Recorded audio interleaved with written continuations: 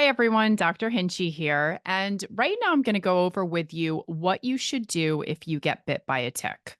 So, in summary, it's important to promptly and properly remove and identify the tick, clean and apply first aid care to the wound, send your tick out to be tested, and then begin an herbal treatment protocol to help to stop the spread of the infection.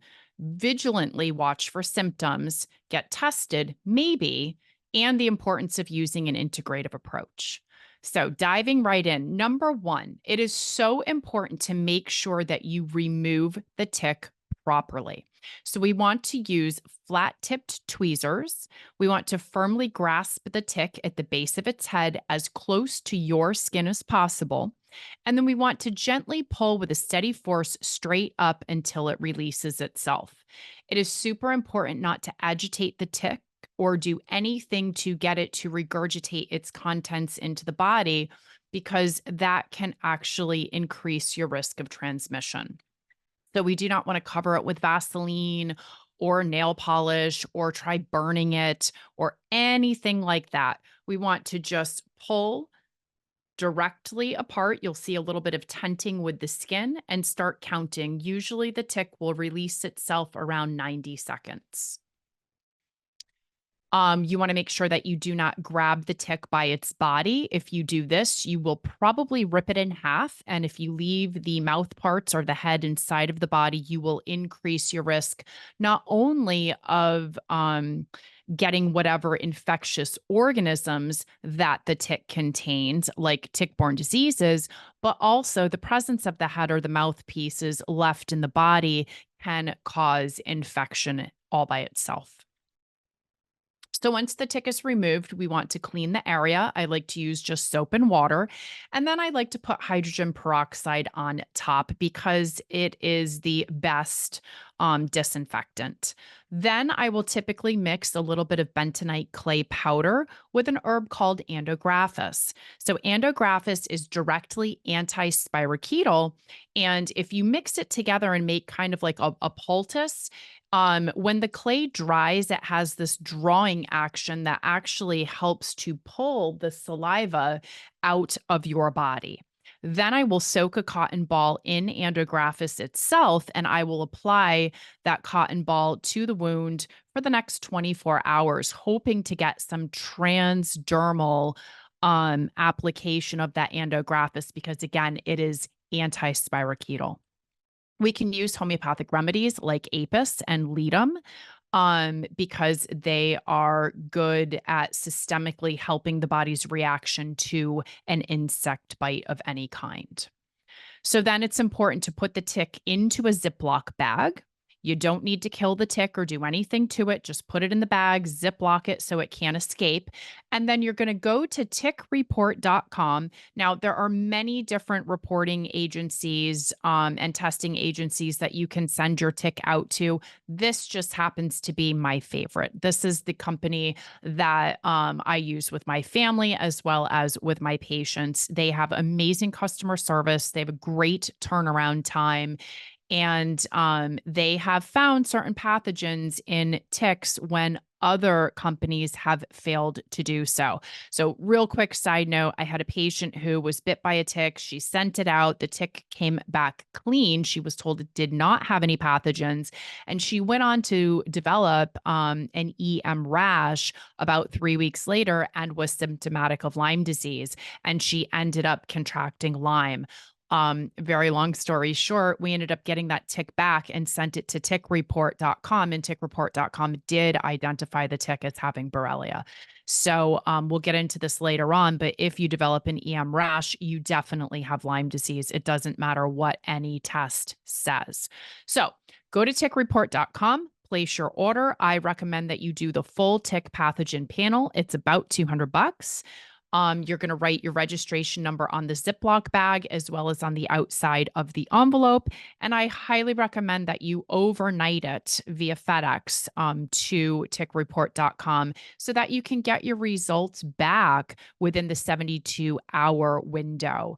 that is effective in treating and preventing Lyme disease, as well as this is when they guarantee to get you your results back. So the turnaround time is about 48 to 72 hours. Okay. Then I think it's important to begin herbal treatment protocols. So if we don't know what the tick is carrying and we don't know what pathogens you've gotten from the tick, I don't feel like it's wise to use prescription antibiotics, especially when I feel there are safer options. There was a study that showed that one dose of doxy at the time of tick bite prevented Lyme disease. This study is flawed for so many reasons, and I cannot emphasize enough that that just simply is not true. One dose of any antibiotic at the time of a bite does not prevent anything. End of story. So, what can we do? We can start an herbal protocol that helps to decrease the spread of the infection and helps to support the immune system while we are waiting to get those tick results back so that we know what pathogens the tick had and therefore what pathogens we could have contracted from that tick.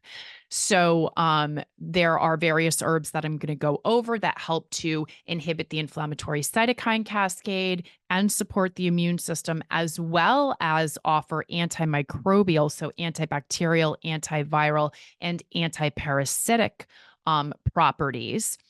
And then also, once you get your tick back, then you and your Lyme literate physician can decide if it is wise to add in a pharmaceutical antibiotic or antiparasitic into the mix. So these are two formulas that I use often with tick bites, and I combine them together. But I want to go over them separately. So ASAB stands for as soon as bit, and it's an herbal formula that intervenes at every step of the infectious process. So it helps to inhibit transmission in the acute phase, but it also helps to balance the immune system, inhibit the inflammatory cytokines, as well as shut down the enzymes that help to break down our collagen and extracellular matrix and help the infection move throughout the body. And it also helps to protect the endothelial cells, which are the types of cells that both Borrelia and Bartonella like to infect. So ASAB does all of that. And then ASAB2 is an antimicrobial herbal formula that is intended to be used as soon as you find the tick bite. And it has a broad spectrum of antimicrobials. So whether that tick has a virus, a bacteria, or a parasite, the herbal array that's in there covers all of those various types of microorganisms. Okay. So the five goals for herbal treatment of tick-borne disease, and this happens to be in chronic as well as the acute case. We want to reduce inflammation. So we want to inhibit that inflammatory cytokine cascade. We want to balance the immune system. We want to inhibit the destruction of the extracellular matrix and collagen and endothelial cells, because this is how the organisms move throughout the body and actually feed off of our tissues to live. And then, of course, we want to kill the infectious organisms and opportunistic infections that might arise because of the presence of these new pathogens.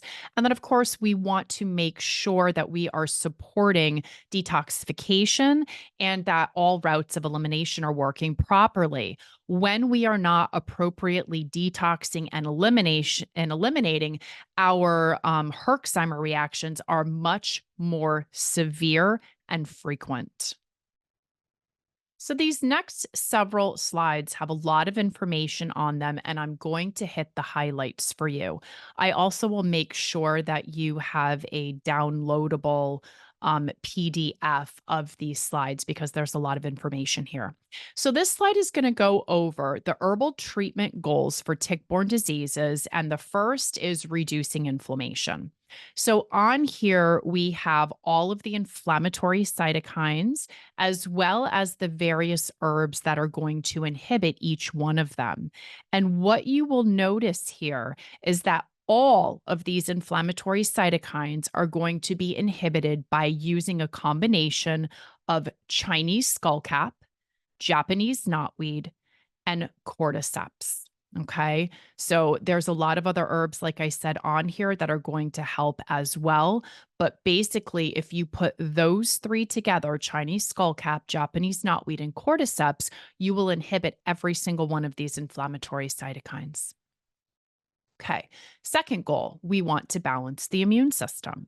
So, balancing the immune system and restoring proper immune function is crucial for overcoming Lyme and other tick-borne diseases. So, my hands down, my absolute favorite is ashwagandha because it counteracts the exact modulation of the immune system that both the tick saliva as well as Borrelia initiate to maintain and keep the infection going. There's a lot of other adaptogenic herbs that I talk about that helps to modulate the immune response and balance Th1 and Th2 immune pathways. So check those out. Our third treatment goal is to inhibit the destruction of the extracellular matrix, collagen, and the endothelial cells. And so we can do this again using a combination of Japanese knotweed, ashwagandha, and Chinese skullcap. So I love it when we hear these same herbs over and over and over again, having these multiple synergistic benefits. Something that's really important to know is the MMPs or the collagenases. So these are the enzymes that break down collagen. We can inhibit those using a combination of Japanese knotweed and Chinese skullcap.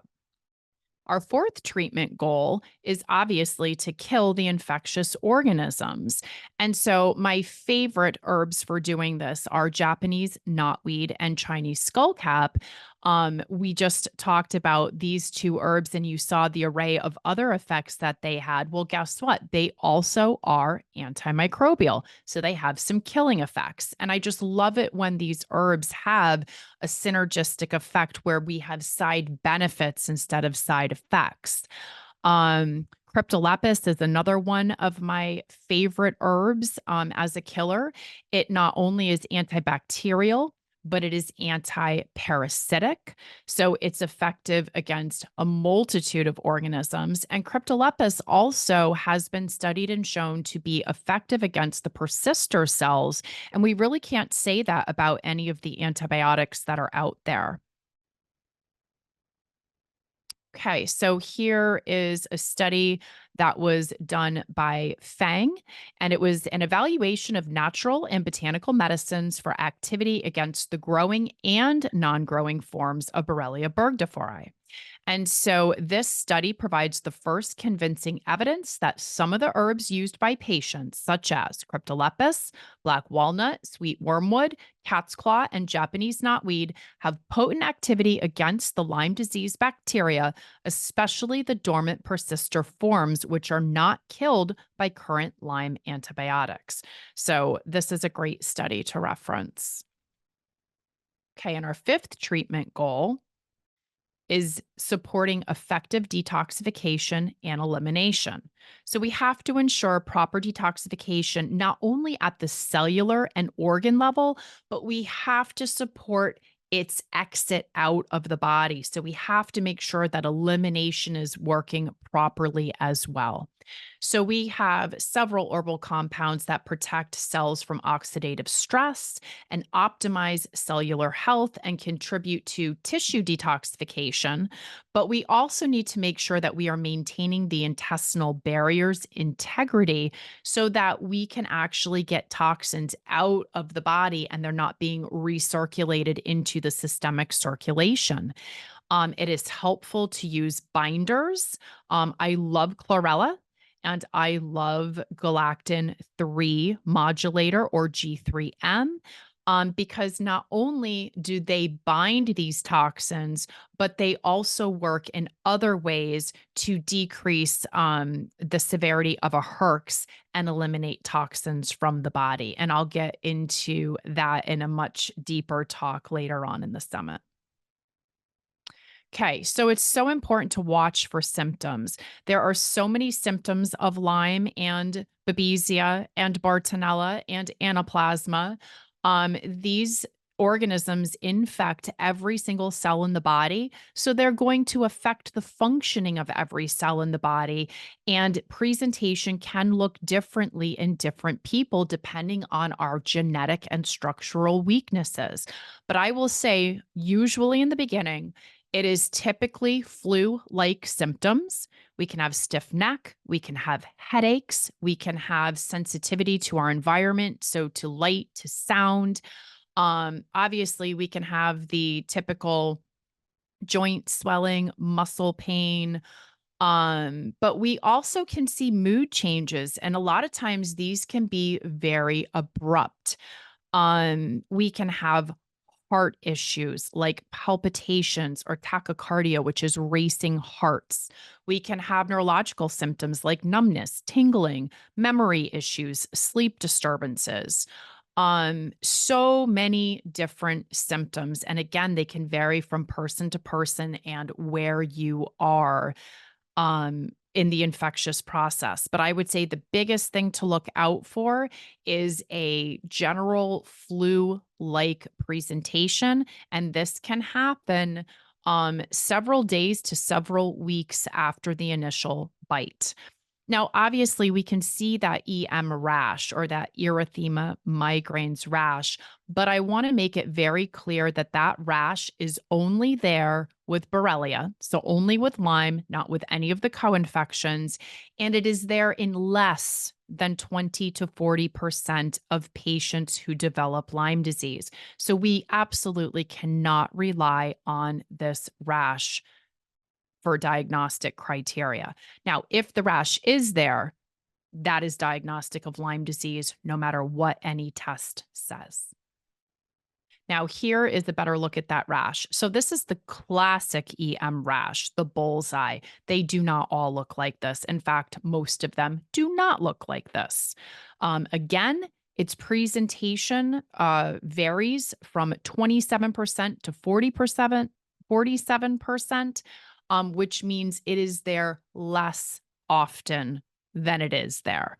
The rash can appear anywhere from 3 to 30 days after the bite, and it is not always symmetrical. And it can be misdiagnosed as a multitude of other skin issues. So, again, I want to point out the lack of an EM rash does not mean you do not have Lyme, but the presence of an EM rash means you 100% have Lyme, despite what any test tells you. Okay.